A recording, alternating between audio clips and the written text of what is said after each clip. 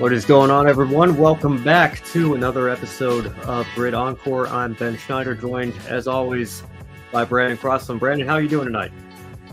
I'm doing okay, Ben, and I've made it here, so that's the accomplishment there, isn't it? And good to see you as well. Good to see all of you that are here watching Grid Encore, and also it is another Motor Monday. Let's get it started.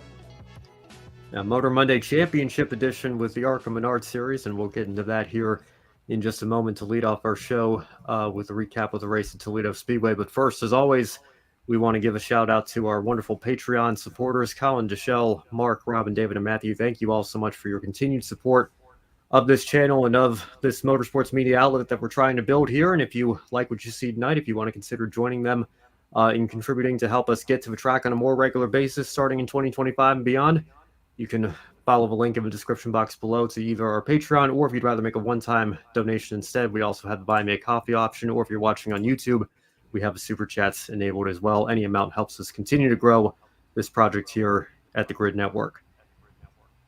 Now, Brandon, let's start, like we mentioned here, with the ARCA Menards series, and William Sawalich won yet again in fairly straightforward fashion. A little bit of chaos there towards the end of the race with a couple of incidents and cautions, but same story we've had multiple times this season, 9 in fact, for Sawalich himself, just in the main ARCA Menards series. Doesn't even count the East and West series races that he's run, and 11 total if you want to throw in Tanner Gray's 2 victories in that Joe Gibbs Racing number 18 car.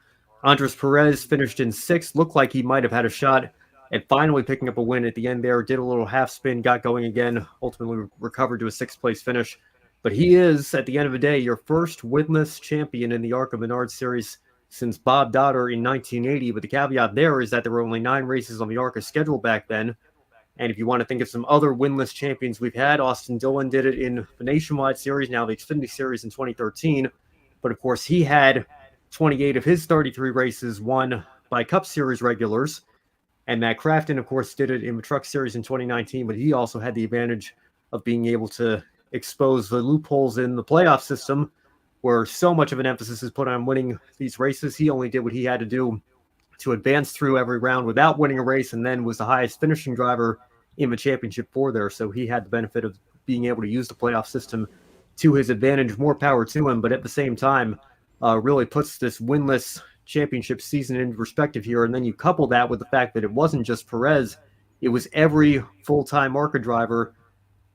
None of them visited victory lane one time this season because we had so many races won by either the Gibbs 18 or the Pinnacle 28. Of course, the majority of those with Sawalich or Connor Zilisch. A couple of Venturini part-timers broke through on the super speedways and on the dirt as well, but those were all your winners this season. We did not have a single full-timer visit victory lane. So first, Brandon, let's give Perez his flowers here. What's your reaction to him winning the championship, and what do you think his future prospects might be in NASCAR in the top 3 divisions? But at the same time, what do this season's final standings here for ARCA say about the current state of the series, where not a single full-timer in 20 races got to victory lane once? Yeah, absolutely. Congratulations to Andres Perez for getting this championship and making history there. Only Bob Dotter able to do it in 1980, and Andres Perez playing his cards right. He gets his flowers. First winless champion since then. But this does show that underlying issue that we've talked about so much with ARCA is not having the ability to let your ARCA main drivers be able to win races, and all the great talent. I mean, Connor Zilisch is a great talent. William Sawalich, great talent. But they come in and have the money that a lot of these other, let's be real, a lot of these other ARCA teams don't, and are able to come out and they've got it figured out. They've got it down to a science, and they have the finances to back it up. And it's not always money that ends up bringing the win. There's a lot of talent behind those drivers too that also don't really have much business being in the ARCA Menards series, but there they are. And that's where you can get instances like this, where even without a playoff format, Andres Perez can win the championship because he's the next one eligible. That's not someone that has come down from above to take in and rack in wins. Yeah, and I mean, I think if we have to be honest with ourselves here, if William Sawalich or Connor Zilisch and Connor Zilic, I should say, were both old enough to run the full schedule this year, we probably would have gotten a pretty entertaining championship battle of those two just trading off wins here. But there is a minimum age requirement for some of these larger tracks on the ARCA schedule, but you have to be 18, and they didn't turn 18 until late this year. So ultimately, not only do they have a disadvantage of missing several races, but the way ARCA's point system works is you get a 50-point bonus after 5 consecutive races run. So that's 200 points that they missed out on that the full-timers were granted here. But, even then, if you give Sawallic just the points bonus here, just looking at the final standings here, it looks like 689. So that would be 889. He still would have had enough to finish third in points if you just give him the full-time bonus, despite the fact that he still didn't compete in 6 races here. I would think over those 6 starts, he could have made up the roughly 70 points or whatever it is that he would still have to go to catch Andres Perez there for a title. And Connor Zilic, probably the same way. Zilic didn't even run as many races as Sawallic did this season. But still, like you said, it's not, obviously those two drivers have a lot of talent, and they're both going to, we think Sawallic has that, is on that Xfinity Series path for next year. Heavy rumors that that's going to be the next step in his development ladder, just as we know it is for Connor Zilic. But, again, I don't know if there's necessarily anything that can be done according to the letter of the law. I remember Chesapeake Diecast did a YouTube video, I think, going back even just to last year, talking about the dominance of the Joe Gibbs Racing number 18 car. But it's kind of just a matter of being against the spirit of the law to have that car in this series. And, with all the funding behind Zilic and Chevrolet and Pinnacle as well, even the Venturinis of the world can only break through on the super speedways and, a couple of other races here. And their full-timers are struggling to win races. Rev's full-time drivers, they came close a couple of times, a pair of second-place finishes for both Andres Perez and LeVar Scott. So if things had worked out slightly differently, certainly feasible that they could have gotten to victory lane at some point this year. So it's not like they're completely in a different zip code on a weekly basis. But on most weekends, you look at the results and see that if Sawallic goes out and just hits his marks, or if Zilic goes out and hits his marks every week, there's really very little that the rest of the field was able to do this year to stop them from parking it in victory lane. And because they're not competing for a championship, we have a situation where you look at the top of the standings and you can't find one single race this year where those drivers were able to go to victory lane. I think that's unfortunate for the series and really unfortunate for everybody involved because, in the case of Andres Perez, I think he's going to have some opportunities that come out of this, and we hope that he can make the most of them. But I think it does make a little bit more of a statement when you can show your potential sponsors, videos of you doing burnouts or celebrating in victory lane, and it's unfortunate that he didn't get any of those this year. I guess you could say he probably had a handful of class wins, if we want to say the 1828 were in a class of their own, which again, I think some weekends that was true. Some weekends probably less true than others. I think, again, like I said, Perez had a couple of opportunities this year, just came up a little bit short. I think road courses, that argument's a little more valid. Sure. Yeah, especially with Zilic. Yeah, Zilic for sure. Watkins Glen, winning on his debut was proof of that. But again, I think when the gap is this large, when, you look at the stark contrast of how the part-timers have dominated, how the only Cup-affiliated car in the field has dominated, winning over 50% of the races this year. I was hoping that it would be a different story by the time we got to this week's episode, that, we could be talking about at least one race where we had Perez finally break through, or LeVar Scott finally break through, or even, somebody from Venturini like a Chris Wright or Tony Breininger or Amber Balkin. But, we just didn't see that this year. And I think that, again, I don't know what the solution is. And I know that sometimes, that's not necessarily a great look to be complaining about a problem without being able to propose a solution. But I guess that's probably an even greater frustration for me. It's just that, you look at these results and you have to think, can we please get, a full timer that's able to break into victory lane at some point next year. But, I don't know how we necessarily do that unless it's putting Sawallic into ARCA. He'd be eligible to run for a championship next year, but I think based on the talent that he's shown, he's probably ready for Xfinity and some more limited truck starts like he's getting right now. I think that's probably a better place for him to be at this point in his career. I don't know that you learn very much by driving, again, the only Cup affiliated car in the ARCA Menards Series, or only car run by a Cup Series team in the ARCA Series, and just spanking the field 9 times out of whatever it was, I think 14 starts in the main series that he had this year. I don't know. I think you're probably going to get more out of racing against, fellow young drivers and even some veterans in the Truck Series and the Xfinity Series rather as well. So again, we think he's on that development path. We'll see when the official announcements come out here, but just a little bit of an unfortunate situation here to have to end our season with the standings looking like that. But again, you take nothing away from the talent that Sawalich has and the talent that Conor Zilic has, and the talent that Andres Perez has. I think that we certainly can't look at him as though he's a winless champion. He's not going to amount to anything. I think nothing could be further from the truth. I think he's going to get some opportunities that come out of this. I just think his stock would be a little bit higher if he had been able to visit Victory Lane a couple of times this year. And I think it's unfortunate that it worked out the way it did.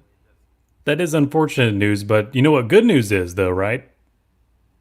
We start the ARCA Series at Daytona on Fox next year. Yes, well, good to see. Or is that good news? Here. Yeah, that is some good news. And we've had this, I think, for the last couple of years. Every race on FS1 or FS2. But the big news, of course, is that the Daytona race will be on Big Fox in 2025. So I'm hoping and praying that we get a race like we did in 2023, and we get a winner like Greg Van Alst for that kind of story to be on network television. I think would be absolutely phenomenal. I think would be a great advertisement and showcase for the series. I hope it's not a situation like it's Talladega 2020 is the one that comes to mind. I don't think it's going to be that bad because I think we'll have a stronger car count for this Daytona race. But I'm certainly hoping for a strong field, and I'm hoping for some good high-quality racing because I think that'll put an even greater spotlight on the series here. And again, we'll just echo what Adam says here in the chat again. Congrats to Andres Perez on winning the ARCA Racing Championship. And also an interesting fact, Adam, that you bring up there as well, the first Mexican-born driver, and actually I believe first foreign-born driver, period, to win the ARCA Championship as well here. So some history being made over at Rev Racing with Andres Perez there. So congratulations to both of them again here. But at the same time, also certainly hoping that we can see some full-timers competing for wins alongside the championship fight next year. And it'll be interesting to see with Zilic for sure, and assuming Sawalich is also racing with Gibbs and Xfinity next year, or at least doing a combination of Xfinity or trucks, whatever the case may be, who's going to take those seats. Will the Gibbs 18 still run the full schedule, or will somebody have the funding that it takes to run that operation with the power that they have behind that car? We'll just have to wait and see what comes out of that. But yeah, it's going to be interesting either way for sure, in light of what we just got here in 2024. All right, so we'll leave it there. Congratulations again to Perez, and if you take a look one more time at the full results here on your screen, that wraps up the main ARCA series for 2024, but not ARCA entirely. We still have a few West races to go, and we'll get into that a little bit later on in the show here as well. In the meantime, let's move on to Talladega, where most of the action was this weekend, and Grant Enfinger finally was able to break through. He's had some strong runs with this new CR7 program that he's a part of this year. They finally got a win to track where he's won before, Talladega Superspeedway. So we know Grant Enfinger is obviously one of the best truck lifers, for lack of better terms here, if you want to call him that. He's had a phenomenal career in this series and very nearly won a championship last year. Now he's going to Phoenix once again to have a shot at a little bit of redemption after coming up just short in 2023. So if Grant Enfinger could win a championship here with this CR7 Motorsports program, would you consider that an upset, not just from a team, but also from a driver as well? Or do you view Grant Enfinger as a driver that should be in championship contention, despite the fact that he moved over from GMS to a still relatively new startup program at CR7 this year? Yeah, I think there's somewhere to meet in the middle there. I think CR7 is a shock for them to become a champion. But Grant Enfinger, I still think he's in the peak of his truck lifer career. I think he's still fully capable of doing that. And he's kind of expected to be here, in my opinion. And it's not too much of a surprise for me. But I mean, only 6 top 5s on the year, and just getting his first win now, 2 stage wins for 2024. He's kind of like Ty Majeski. He's got a way of lighting up towards the end of the year, and the truck series calendar isn't that long to begin with. So really just that final third, we're starting to see Grant Enfinger show up, get the win at Talladega. And no, I don't see him as a surprise here, moving towards Phoenix. But the CR7 moving, and I was telling you CR7 and GMS. I almost forgot throughout this year that GMS shut down, and this is not GMS, this is CR7, because I mean it feels very, very similar. And I was being honest with you before the show, I forgot that CR7 was even a thing. Yeah, well, and I think in complete fairness to the team, I'm sure Grant obviously brings a wealth of knowledge and experience, and with GMS shutting down, of course, I don't know off the top of my head exactly where all of those employees ended up. I would hope some of them were able to follow Grant over to the CR7 program this year. But I remember in 2020, right before the pandemic shut everything down, we got a few races in. One of them was, of course, the season opener at Daytona. And Cody Rohrbaugh was driving the truck himself still at the time and finished in third in that crazy Daytona race. And that was seen as a real shock at the time. I think a lot of people were probably like you, Brandon. They had no idea what the CR7 program was at all. And then Cody comes out and gets a podium finish of the season opening race Daytona. And then he backed it up with another top 10 the following year in 2021. All the meanwhile, Grant Enfinger was driving for ThorSport at the time and had some funding fall through. He couldn't maintain his full-time status. So what did CR7 do? They reached out to him after he missed the Daytona road course, gave him the opportunity to come into a truck at Las Vegas, and he rewarded them with a 7th place finish, ended up getting a 4th as well, Coda for that team later in the year. And it's unfortunate that despite the fact that we joke sometimes that NASCAR hands these waivers out like candy, Grant did not get a waiver for missing that one Daytona road course race. That was pretty much his entire season there. He did not get a chance to run for a championship in 2021, despite having done so the previous year in 2020. And obviously, from what we saw last year, we know that he's capable of making a run at that Truck Series title. So it's unfortunate that he didn't get that chance because of circumstances a couple of years ago. But then, of course, Enfinger spends a couple of years at GMS, and over on the CR7 side of things, they had Blaine Perkins in the truck in 2022, Colby Howard in 2023. And unfortunately, we're not able to find very much success with either of them. Colby Howard did get a 4th place finish at Daytona last year, so kudos to him for that. But aside from that, very much a struggle to even finish in the top 15 or top 10, let alone compete for wins in a championship. And then GMS shuts down, and Grant, has nowhere to go, ends up reuniting with the CR7 team that allowed him to run most of the full season in 2021. Took him some time to get started this year. Like I said backstage, Brandon, of course, he only had a couple of top 10s at Las Vegas and Bristol through the first 9 races of the year. And then he went out and finished second in North Wilkesboro, and that was kind of the start of a positive run of momentum for them. Several top 5s in the following races there. Got into the playoffs, now has won Talladega, and is going to go back to Phoenix and compete for a championship. So, of course, to sum it all up, bring it all back, Grant Enfinger, no surprise at all. I don't know that you could necessarily consider that an upset in a normal year, but for this to be his first year back running with CR7 full-time, and where that truck was just a couple of years ago to where it is now, if you had told somebody in 2022 that truck was going to be competing for a championship, you probably would have gotten a really surprised look. It would have taken a perfect storm of events, really a number of events to fall into place for that truck to get to that point. And now they have here with Grant Enfinger. So with how Grant's been running, with the talent that Grant has behind the wheel, would not be surprised in the slightest if he's able to pull off what he came up just short from pulling off last year and parking it in victory lane, winning a championship at Phoenix in just a few weeks' time. So we're looking down the rest of the results here. We've got Taylor Gray in second, Raja Karuth in fourth, a couple of playoff drivers there. Of course, Daniel Dye just eliminated from the playoffs in the round of 10, but he had a very solid run as well with a third-place finish. So, Brandon, when you think of the big three, if you will, I know you just mentioned Ty Majeski, who's quietly been building some positive momentum for himself, and obviously we've been talking all year about Corey Heim and Christian Eckes. Grant Enfinger's only taken one of those spots up. So there's only 3 spots left for the big 3, if you will, if they want to compete for a championship. Phoenix here in the championship 4.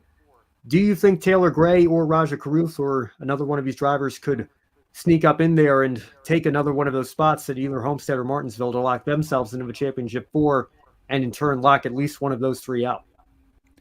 They are some big favorites to do one of those to take one of those 2 tracks there easily. They've been both pretty consistent throughout the year. Raja Caruth got the win early at Las Vegas, his first career win, and so far he's 5 top 5s this year. I think Taylor Gray is slightly more improved than Caruth at 7 on the year, so just a tad more consistency finishing up front for Taylor Gray. But Raja Caruth has those poles on his side. He's also fast there for qualifying. So they're pretty evenly matched there. Just the 2 that are 2 drivers below the cut line for the Craftsman Truck Series. So I would like to think that Raja Caruth, with all the time he spent on iRacing before he got to this level, on iRacing, Homestead is a pretty favorite scan, and a lot of simmers really like driving Homestead, and I'm pretty sure Caruth is no exception. So maybe that might be one that is a little more in his wheelhouse, possibly.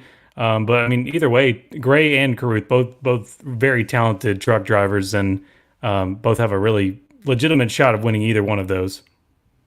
And Martinsville, really, it sometimes with the Truck Series, it's less skill and more just hold on and hope no one turns you over. Yeah, I think in a lot of ways, just as big of a wild card as Talladega in many respects when it comes to a Truck Series at Martinsville when it comes time for the playoffs. But to your point as well, Brandon, Caruth, again, bit of a struggle his rookie year with GMS, only had 4 top 10s, but one of them was Homestead, an 8th place finish in the penultimate race of the year. And then, of course, like you mentioned, he won at Las Vegas in the spring. I think got that win a lot earlier than everybody was expecting, but really got off to a very strong start to the season, and is reaping the benefits of that. Still here in the playoffs with a shot at a championship, so we'll see if he can make the most of those opportunities coming up here with these next 2 races. But Taylor Gray as well hasn't quite broken through to get to victory lane yet. He does have another 2nd place finish earlier this year at the road course at COTA, so I don't know how much of a help that's going to be when it comes to Homestead or Martinsville, but finished, if I can, there we go, 6th at Martinsville in the spring, so not quite perhaps in contention for the win up in the top 5 there, but just outside of it there. So, we'll see. Crazier things have happened in this series before. I thought, we had probably 3 of our championship 4 pretty much decided. I thought for sure, Heim or Eckes, and I still think Heim and Eckes will probably be there. But then again, if we get a winner like Taylor Gray, and I guess we should mention Nick Sanchez and Tyler Ankrum as well, who knows what's going to happen? If any of those drivers goes out and wins Homestead, at least one of those 3 title favorites, like we've been talking about the last couple of weeks, will be locked out of a championship 4. So again, that's just the nature of how the system works. You have to be able to perform this time of year. I have no doubt that Heim and Eckes for sure can do it, but they're really going to have to be on their best behavior and make sure that they're firing on all cylinders if we get a couple more new winners before it comes time for Phoenix here in a few weeks. All right, and before we move on, I do want to give a shout out to Norm Benning, who was back in the Truck Series field this weekend at Talladega, 21st place finish, and got the opportunity to rent a truck from Henderson Motorsports, and a ride that he tried to put together at Daytona, had some sponsorship fall through at the last minute, wasn't quite able to get that deal put together, but my editor-in-chief at LastCard.info, Brock Beard, has helped that team out before, and certainly followed Norm's career very closely. Great to see him back out there on the track, and ride that Norm himself said was the best opportunity that he's ever had. Unfortunate that he couldn't finish a little bit higher there. I think kind of got shuffled back and lost a draft there at the end. But well done to him nonetheless. I believe finishing on the lead lap there in 21st place. Job well done to Norm Benning. Great to see him still out there after all these years with a small team, still competing in the Truck Series whenever he can. So hopefully we see him at the track again soon. And in the meantime, well done on bringing the truck home in one piece. He's doing it for the old dogs. Nice job, Norm. Yeah, of course, everybody, I don't think nobody's ever going to forget that run that he had at Eldora several years ago. He may have been footnote in recent history, with some of his runs and having to scale back to part time. But everybody knew who Norm Benning was on that night, and certainly made a lot of fans, I think, the inaugural race at Eldora. We move on now to the Xfinity Series, and Sammy Smith picking up the win for Junior Motorsports in a chaotic finish here in Xfinity. Ryan Sieg coming very close again to victory lane. Another runner-up finish. Of course, he had that heartbreaker to Sam Mayer at Texas earlier this year, but this time it was another Junior Motorsports car, Sammy Smith, that edged him out to get the win here. But if you're looking for Sam Mayer on this list, you're going to find him all the way at the back end of the field here. 38th place finish. That car was disqualified in post-race inspection. Now, Brandon, we've heard that Junior Motorsports is planning to appeal that decision. What's your take on their chances, given some of the other disqualifications that we've seen in the past? And we went through this in the Cup Series, of course, last year with Ryan Blaney thinking we had his result right and then getting disqualified, and then having his DQ reversed here. What's your take on what might happen here with Sam Mayer? And I'll be honest with you, Ben. I was not able to see this altercation here with Sam Mayer. Okay. Well, in that case, do you have I don't know, how do you think this might impact his playoff chances? I guess, do you think that this is going to be a situation where he's got some it's obviously it's not a very good morale boost at the moment here. No disqualification. Do you think that if they can't get this appeal overturned here, but obviously where he is in the standings right now, maybe doesn't necessarily mathematically need a win, but I think the team has to be feeling pretty down here heading into the Roval. Would love to have all those points back. Do you think that with the disqualification, he's going to need a win unless he gets those points back, and then he might be able to points race? Or what do you think might happen with the appeal this week? I don't think it's going to be taken, and he's going to have a must win here at the Roval. He's pretty far down there on the cutoff, and he's also down there with Shane van Gisbergen, who's going to give him a run for his money too. But also below the cutoff, both of them. So Sam Mayer, I think he's definitely in a must win going into Charlotte. Yeah, we'll keep an eye on that. And of course, Sammy Smith is the only one that's locked in based on a win here. Of course, Eric Almirola won the opening playoff race here at Kansas. So, 2 races into this opening round of 12, Sammy Smith, the only one with a win, only playoff driver with a win to lock himself into a round of 8. Chandler Smith has a couple of top 5 finishes. We'll pull the first page of the results back up here. Another top 5 there for him in 5th place. Sheldon Creed, of course, has been running very strong, done everything but breakthrough to win here. But Brandon, you brought up Shane van Gisbergen as well.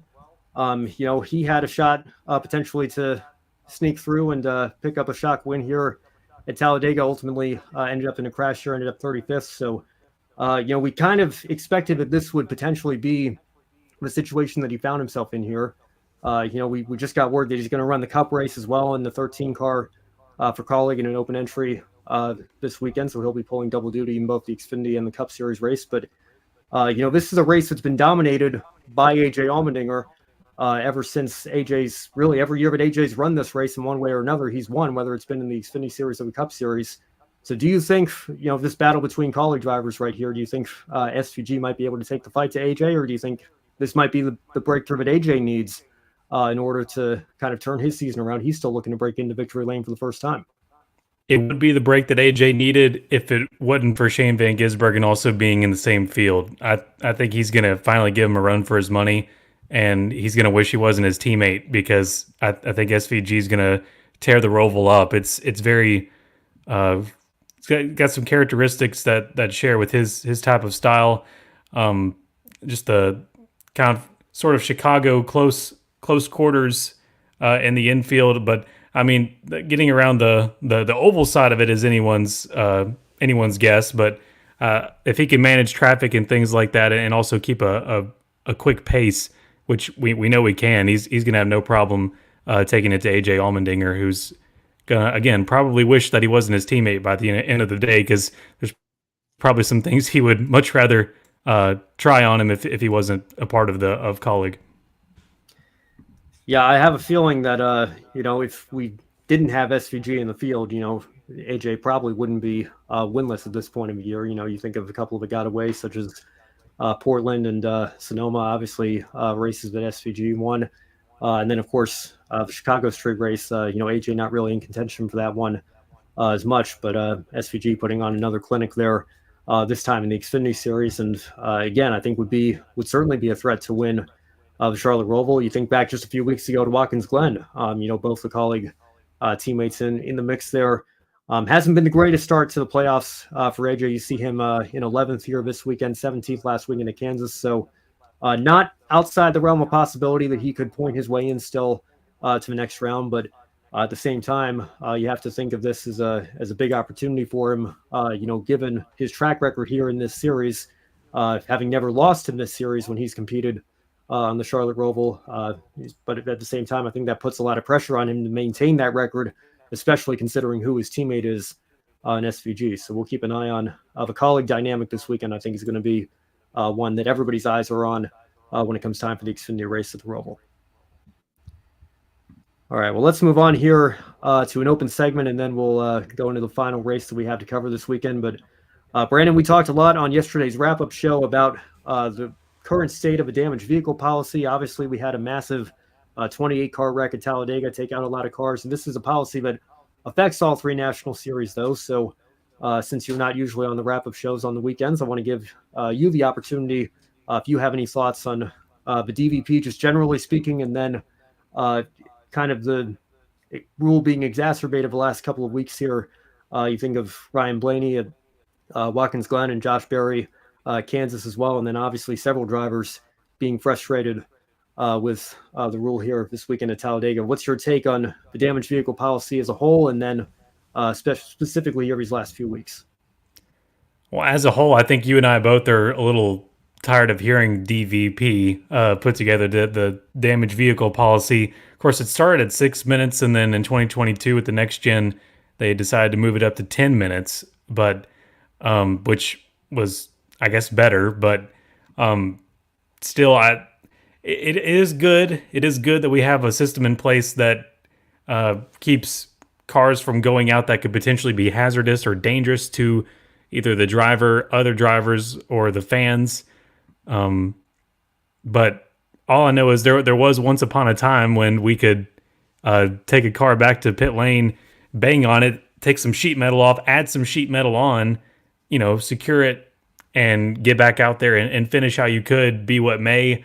And whether your car looked like a modified or not, that's what you went out there with. And they didn't meatball you; they just let you race. The boomer in me misses that a bunch, and it added character, I think, to the sport, and it added character to the drivers too, for their ability to be able to drive monsters like that were just ripped apart but still seaworthy, as it were. But in hindsight, there might have been some of those instances where those cars would have been very dangerous had they been hit in just the wrong way. So yeah, I am glad we've got the DVP in place in some ways. That's kind of a politician answer, but coming into Talladega, though, it did play a kind of an ugly factor in bringing a lot of drivers bringing their day to an end, which is not. It's kind of the downside of having this, where even if they're still able to go out, they just didn't get their vehicle fixed in time, then sorry, you're done, you're out. There's a lot of factors that go into that 10 minutes of, if you had the chance to really take a look at it, or but 10 minutes is 10 minutes, and so when NASCAR says it starts, that's when your work has to begin. Yeah, I don't want to completely just repeat all the talking points that I said on yesterday's wrap-up show. You can go watch the highlights from yesterday's stream and the clips there for my full thoughts here. But the biggest thing for me is I feel like the rule itself is just probably the most counterintuitive rule that we have in the sport here today. Because Brandon, I think to the point that you were making there, I think the reason the rule came into effect was because NASCAR didn't want to see those massive repair jobs in these cars just puttering around, barely hitting minimum speed, just logging laps, trying to get the best finish that they could here. But I think what they've done now is they've actually made the problem even worse, because now, you don't have the access to all the same tools you have back in the garage area when you're only on pit road. And, there are so many technicalities to the rule. Like, I saw some comments yesterday. People were bringing up Matt Kenseth in 2017 with having too many crew members going over the wall.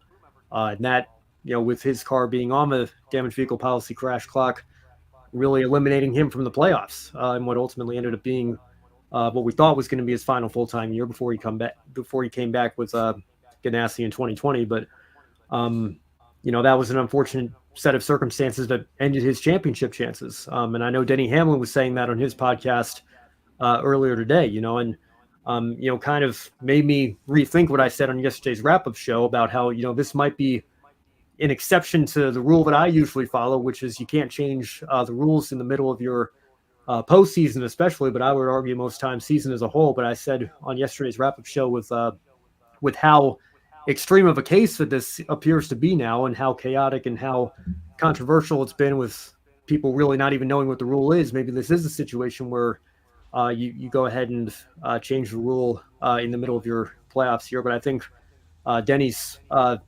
words on today's podcast made me rethink what I said yesterday. And I think I would just, at this point, ask the NASCAR at least clarify what the rule is. I don't think we should change what the rule book says. I just think everybody needs to know what the rules are, and the sanctioning body needs to enforce the rules uniformly across the board for everybody. And I think that when you look at the frustrations of the drivers, you can't necessarily say that they've enforced those rules in a consistent manner.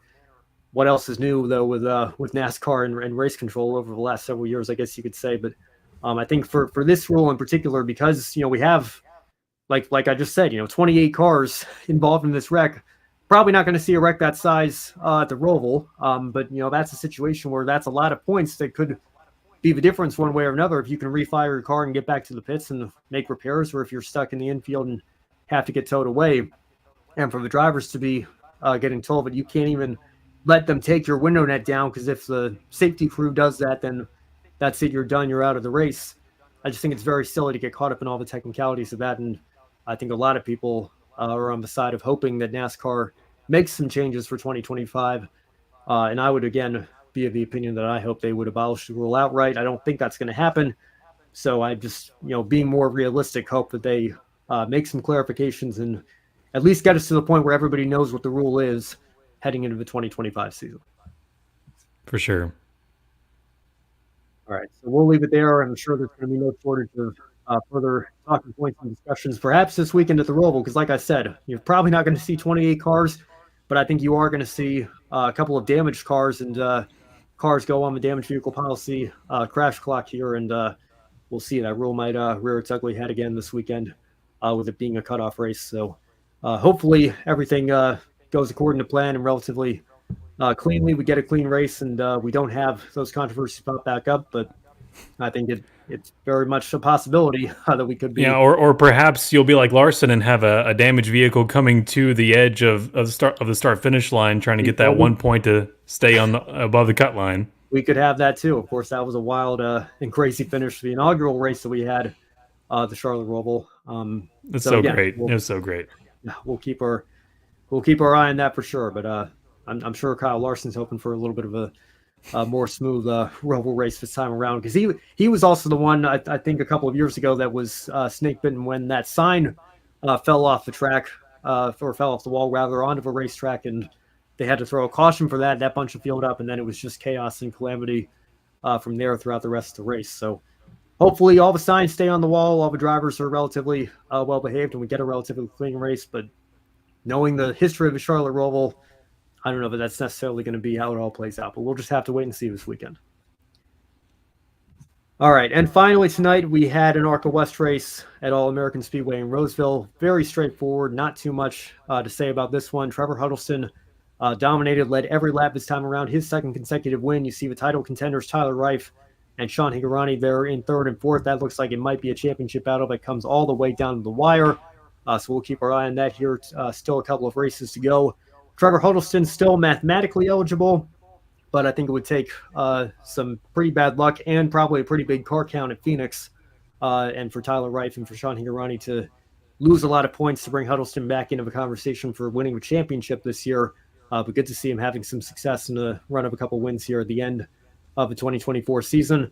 Also, shout out to Eric Johnson Jr. for clinching the Rookie of the Year battle this weekend. I know he was very excited on Instagram posting about that, so well done to him. And stay tuned as well for an article on David Smith, his second last place finish of the year. Very clean race, very straightforward race, no DNFs.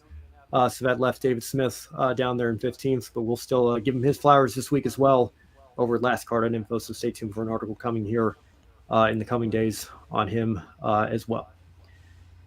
Well, before we wrap up the show tonight, Brandon, we'll hand it over to you for the one shining moment. What was the one thing that stood out most to you from this weekend in the world of motorsports?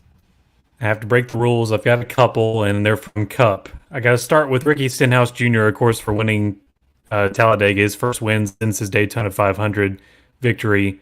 Who knows what that is going to do for his career? I can't say I know where his career was standing there with JT Doherty, but a win can solve a lot of issues, and so I'm sure he is so thankful that he was able to get that win. No matter where it comes from, no matter whether you're in the playoffs or not, that's another great example of a win is always important, and especially a win in the Cup Series is important for whoever it is. So Ricky Stenhouse Jr., his career there at JTG may be living another year or two. Who knows, because of this win here at Talladega in the Yellowwood 500. Also, maybe the same sort of vein, a top 5 for Eric Jones in the 43. That's major for him. You never know where your career is going to be again. So anything helps. Legacy Motor Club, they all are struggling at the moment with this first year figuring out the P's and Q's of Toyota. So congratulations to Eric Jones on a top 5 as well. Yeah, certainly worthy shining moments. Stenhouse was my shining moment on yesterday's wrap-up show. So well done to him. And I've got to tell you, I'm thinking about pre-ordering that diecast because he's got that massive donut from a damage on the left side of a door. I still don't know how he was able to hang on to that as the wreck was first unfolding. Given his nickname that he was unceremoniously given a few years ago, Recky Spinhouse, Recky. I think, certainly put that to bed this weekend, being one of the only ones, literally one of the only ones in the field not to pick up significant damage, at least from that accident. And certainly made for a great story over there with JTG Doherty and everybody else there. I said yesterday, he's like the modern day Michael Waltrip. He really seems to excel here on these super speedways. And who knows, this might be the shot in the arm that team needs to maybe go back to Daytona next year and, again, do what Michael Waltrip did, win 2 Daytona 500s in 3 years. Would not put that past the 47 team at all. Well, to do it like Michael Waltrip, you'd have to win it under a rain delay, which, I mean, he did win his Daytona 500 under a rain delay. It was the day after, so he's kind of already on track to be like Mikey. Yeah, well, you never know. Obviously, with everything going on in Florida, that time of year. Oh goodness, yeah. Or any time of year, rather. Rain's always going to be a threat. Every day at 1 o'clock. Yeah, who knows? Who knows what could happen with the weather next year? But yeah, that's true. Of course, Mikey, his second Daytona 500 win was a rain-shortened race. We haven't had one of those at Daytona in a while, so we'll just have to wait and see what the weather does next year, Daytona. But Stenhouse, regardless, I think it's going to be a threat to go back and win another 500 again, if this weekend was any indication. So well done to him. I kind of mentioned it already during the Truck Series segment, couldn't resist, but I want to give a shout out again to Norm Benning and to all his partners for helping him get back out to the track this weekend and to be able to still persevere, having done this as long as he has, still to see him out there doing the best he can with the resources that he has. And shout out again to Henderson as well for helping him get back to the track. Well done for that effort. A 21st place finish. Solid afternoon for them. And again, I hope it's not too long before we see Norm back at the track. Hopefully he can come back to Daytona next year and have some funding for that race of the season opener. So well done to him in his return of a Truck Series. That's going to be our show for tonight. And thank you all so much for tuning in. And thanks again, as always, to those of you who have followed us throughout the 2024 season on all our social media platforms and subscribe to us here on the Grid Network YouTube channel. And if you haven't already, make sure you're following us everywhere at Grid Network TV, X/Twitter, Facebook, Instagram, TikTok, Twitch, LinkedIn, Threads, and most importantly, right here on YouTube. If you really liked what you saw tonight, you can take a few minutes after the show to consider joining our Patreon. Join Colin, Michelle, Mark, Robin, David, and Matthew in investing in the Grid Network to help keep us on the air throughout 2024 and into the 2025 season as well. You can also become a member of the Grid Network YouTube channel if you're interested in contributing that way, or if you'd rather make a one-time donation instead, you can use the YouTube Super Chat feature or visit the Buy Me a Coffee link in the description box below as well. Now, on Wednesday, don't miss Grid Tonight with Kobe Lambeth and Matt White. I want to send my well wishes to Joshua Birch, who's feeling a little bit under the weather, might be out for the next couple of weeks here. Josh, get well soon. We're all thinking of you. So stay tuned for, hopefully we'll have a fill-in host on Grid Tonight this week as well. And then Women in Motorsports will be back later this week. Congratulations again to Kaylee Bryson on winning a championship in the Trans Am SGT class. So we'll have more on that later this week. And then, of course, more Grid Live coverage as we head into the Roval weekend and the Bathurst 1000. So a big weekend for us here at Grid. And then you can stay tuned for our show, Encore, here 7 days from now. Once again, we'll be right back here Monday night to recap all the action for our series as well. Brandon, any final thoughts before we sign off for this evening? Go Kraken. The NHL season starts up tomorrow night, at least for Seattle. And also the Roval coming up next weekend. We're getting closer and closer to another nail biter at Phoenix. I say in jest, or maybe it's a oh no at Phoenix. We'll have to see depending on the series. But really looking forward to the fall time for NASCAR and all motorsport. Petit Le Mans coming up also at Road Atlanta. Love that too. So looking forward to the fall season, and hope you guys are too. Well, since you brought up the hat that you're wearing, since I have the hat right here, I hate to do it to you. I know that I'm clean. I know you're a Braves fan. I don't know if it's any consolation that it was against the Mets instead, who we probably share negative opinions on. We have a common enemy, my friend.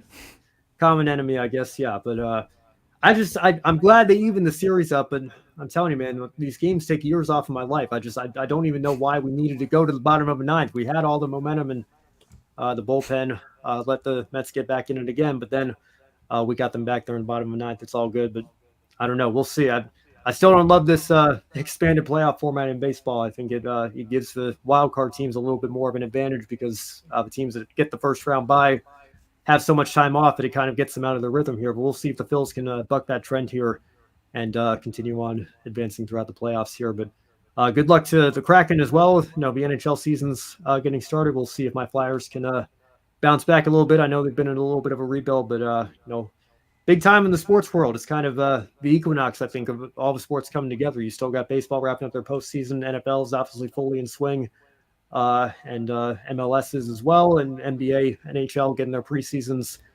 going. And then, of course, you got the NASCAR playoffs on top of it all. So lots to keep track of right now if you're a sports fan, and certainly lots to keep track of here with our series here at the Grid Network and on the Encore show specifically. So we'll be back here next week to recap all the chaos and controversy that I'm sure is going to come out of the Roval weekend. For Brandon Crossland, I'm Ben Schneider. Thank you all so much for watching. Have a wonderful rest of your night. We will see you next time right here on the Grid Network.